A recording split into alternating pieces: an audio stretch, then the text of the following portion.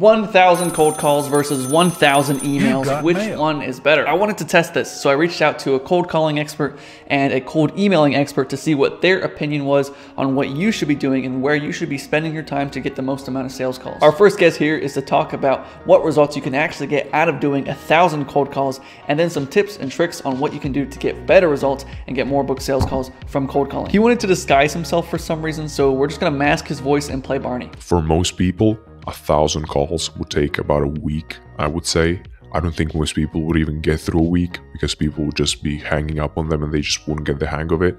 Cold calling is one of those things where you need to have proof of concept. And how you get proof of concept is by being cussed at and hung up on 1,000 times. And like after a month of doing it, you will get a hang of it. The cost is only for how much you pay for the leads. If you're using Google, it's completely free.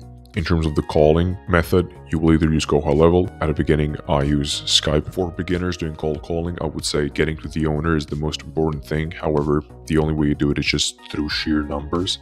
You also must have a little bit of logic and, common sense. If you're calling a dentist, you will never reach the dentist owner because they will always be in the office. You will always reach the front desk. They will always tell you that they'll call you back and they will never call you back. They'll tell you to send an email. You can send an email. Most of the time will never happen. You should not even chase those.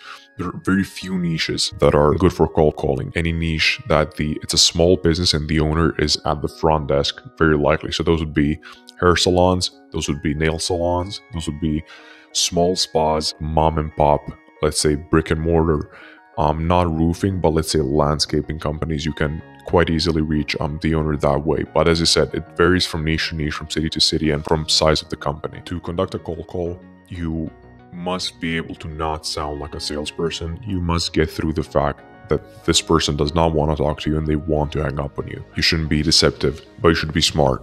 So if you call and say something along the lines of, hey, am I reaching the owner of this establishment? They're less likely to respond positively because the fact that you're looking for the owner, you are either a customer complaining or a person cold calling, and they aren't very responsive to that. You should always remotely try to sound like a person who's interested in their services. What we don't do is lie and say, hey, I'm interested in your services, and then lie, right? That's not the goal. The goal is, if the owner picks up, you need to offer them something that does not include the words marketing and paid ads. People will immediately hang up on you if they hear marketing or paid ads. My best method was cold calling and just asking, hey, would you guys mind some referrals? And you would hear kind of scrambling. It's like, yeah, of course we would like some referrals. And you would go, perfect.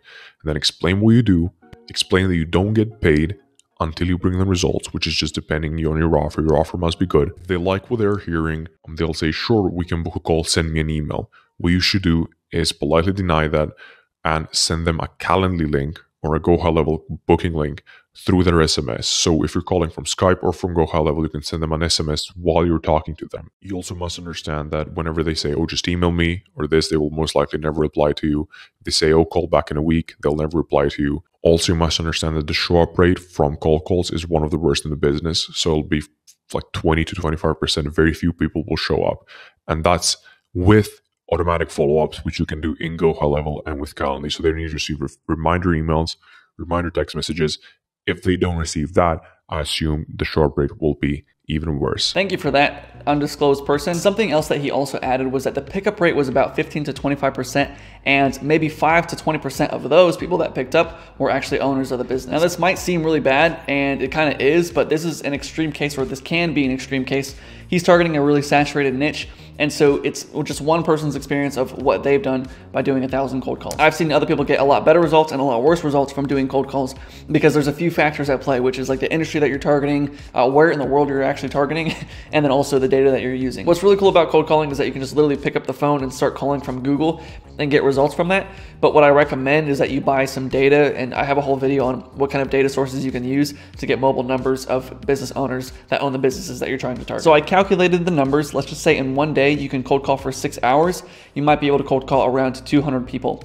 And so it would take you 5 days to do 1,000 cold calls, which would be 30 hours of work. Out of that 1,000 cold calls and 30 hours of work, you could book 25 sales calls, which is about 5 to 6 meetings per day. And he said the show up rate was very low, 25%, which means out of the 25 calls you're getting, only 6 people are actually going to show up. So you're really only having 6 conversations with business owners. Okay, so now that we have cold calling out of the way, let's go into cold emailing. I had a conversation with Matt Lucero, and he gave me some insight on his experience from sending his last 1,000 emails. Okay, how much time does it take to set up a simple cold email campaign that automates whatever that sends in like 5 inboxes? Yeah, so the time investment, once again, it varies a lot. Like for me, it's a lot quicker. If you're just doing it for the first time, it's probably going to take you like double this, give or take.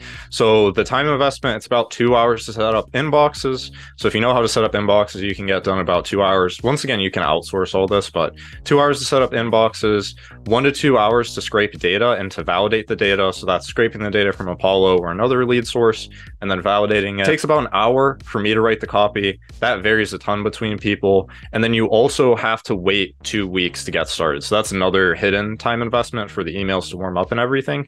But if you're just looking at like the strict time cost of like you getting down and doing the work, it's about 5 hours one time. Okay. How long will it take to send 1,000 emails across those 5 email accounts? So across those 5 email accounts, if you're sending about 30 a day, it'll take 7 days. So not including weekends, it'll take you like a week and a half. Out of 1,000 emails, how many replies do you usually get? I got about a 15% reply rate. So a little bit more. So out of 1,000 emails, I got 32 replies. 3 of those booked a call. I mean, I know this is kind of like the only channel that you use, but like, what's the quality of the calls? Have you been able to close any of those? Yeah, so I do have multiple channels. I get actually a fair amount from like inbound Twitter, and I've gotten a couple inbound YouTube. And so for the call quality, it's the best out of inbound versus outbound, at least for me. A lot of the inbound stuff, no shows, and then also the quality is lower. The cool part about cold email is that I can actually like target high headcount companies, so they're actually like price qualified. Because if you target someone that has 50 employees, then their payroll is millions of dollars, and then you know they have money to pay for your $3,000 to $5,000 service. So it's really, the call quality is really good. And then out of like, for example, just out of that sample size of those 3 calls I booked out of the 1,000 emails I sent, 2 of them showed up to the call, 1 rescheduled twice, and then 1 of the ones that showed up to the call is just sent me a message they want to move forward, so that's a potential close. Not trying to sell anything. What's your honest thoughts on Okay, I'm not trying to sell anything. The reason why I do cold email is because I think it is the best way. If there is a better way, I think I would be doing that. But the reason why I like cold email is for some of the reasons I mentioned before. Number 1 is the targetability, because you can just target people who can afford your service. You can target basically anybody. Everybody has an email, right? Not everybody has a Facebook or LinkedIn. A lot of people do, but everybody has an email. You can filter by headcount, so you can target people that can actually afford your service. You can set up as many email accounts as you want. That's one of the downsides, I think, to like LinkedIn, for example, or even cold calling, is that the scale just isn't there, right? If you want to get another guy to cold call for you, that'll cost you a few $1,000s a month or more. If you just want to set up more email accounts, it's just $6 a pop a month. So there's tons of scale there. There's obviously data costs and stuff, but it's the most scalable, I think, of basically any outreach. So there's basically infinite scale. And then the last part is that super automated, right? Me as like one guy can manage like thousands of emails going out per week, versus if you're just one guy, you can maybe do 200, 300 cold calls a day, and that's like really pushing it. So how much does it cost to send 1,000 emails? There's a lot of different like variables, but I'll give like the cheapest way that you can do it that I know of, and basically like the same setup that I'm using. So there's a couple email platforms you can use to send. There's Instantly, there's Maility, there's QuickMail, there's a handful of other ones. But if you're looking for the cheapest, I think Instantly is the cheapest on the market.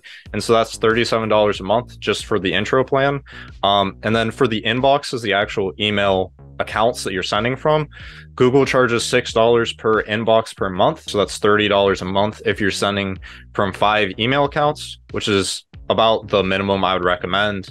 And then for the domains associated with the emails, if you're getting 5 domains, 1 for each email account, then that's going to cost you $60 one time. It costs you about $10 to validate about 1,000 emails, probably a little less actually.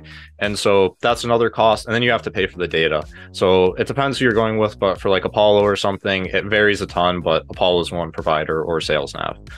So all in, together, it's about $140 a month plus an additional data cost. So any tips and tricks that you have on cold emailing, things that you found while doing it? Yeah, so the main tips I would say with cold emailing are, number one, personalize your email as much as possible, call out the audience. Don't just broadly say like, hey, I can help your business get this end result. Like if you're targeting med spas, say, we help med spas get result, because it feels way more tailored. The second thing is like plaster case studies in your email. You want to show off your authority, because a lot of people, you know, they just got your random email, so they don't know you, they don't trust you. So having case studies in as many places as possible is super helpful. And then the last thing I would say is just keep your email short. A lot of people write these like long-winded emails. You want to make it so that like they can read your email in less than like 20 seconds. So that's basically the goal. Thank you, Matt, for that information. Again, this is only one person's experience, so it might be different for you. The results always vary. He was getting about a 15% reply rate on his campaigns. I would say that you're probably going to get less than that, but again, one person's experience. Also, I wanted to mention that Matt was saying that you can target the right people that actually have the money, that don't have price objections when you're doing cold email. Now, that is still true with cold calling, but with cold email, you have to buy data, you have to buy an email list. But with cold calling, you don't have to buy an email list. You can just go on to Google and find phone numbers. But if I were you, I'd recommend, like I said, finding phone numbers of people that are in your target audience that can afford your services, and then finding their mobile number so you can reach directly to them and get better results. Let's compare these numbers side by side. 1,000 cold calls versus 1,000 cold emails. The cost for sending cold emails is $250 a month, and the cost for doing 1,000 cold calls is basically free, unless you need to buy a US number, which would be $8 through Skype. The reply rate was kind of the same for both campaigns. So Matt was saying that he was getting a 15% reply rate on the cold emails, and the cold caller was saying that he gets about 15% of the people to actually pick up the phone for him. Then out of 1,000 cold emails, Matt was able to book 3 calls from that, and out of 1,000 cold calls, you can book 25 calls from that. Now the show up rate for cold email was much higher, being about 80%. So he was having around 2 conversations out of every 1,000 emails that he was sending. And the show up rate for cold calling was significantly lower, which is 25%. So out of the 25 booked meetings that you had, you're really only having 6 conversations. It took about 5 hours to set up a cold email campaign to send out 1,000 emails. Now, once you set up cold email, you just set it up and forget it. And once it's automated, it's running, it's good. So you don't have to spend that 5 hours again next month and the next month and the next month. So it's pretty cool that you do that. But either way, it's still a 5-hour setup. And then for cold calling, it took about 30 hours to do 1,000 cold calls. And then on top of that, if you're booking 25 meetings out of 1,000 cold calls, that means, let's just say each meeting slot is 30 minutes. That means you have 12 hours of 30-minute blocks blocked off on your calendar, and then you're only having 6 conversations, which is 3 hours of conversations. So you blocked off 12 hours and you really only had 3 hours of conversations. So you have a lot of wasted time after the fact that you've done the 1,000 cold calls. So looking at these side by side, I think cold emailing is more the way to go. Now, if you have the time and you don't have the money, obviously I would just do cold calling and you can get really good at it and book a ton of calls. But to me, the wasted time isn't worth it for me. Maybe it's worth it for you. Maybe you have 30 hours a week just to spend on, getting a whole bunch of booked calls, and you probably will get a client within the first. If you spent 30 hours, there's no reason you shouldn't be able to close a client within the first week of doing cold calls. Now, for cold emailing, that might be different. It might take a couple weeks to actually get some clients in the door, and you can spend more money on sending more emails, but then again, that costs more money, which if you don't have the money, you can't do that. All this stuff, right? So for me, if it were me, I would just be doing the automations more often. That's why I teach a lot of the automations.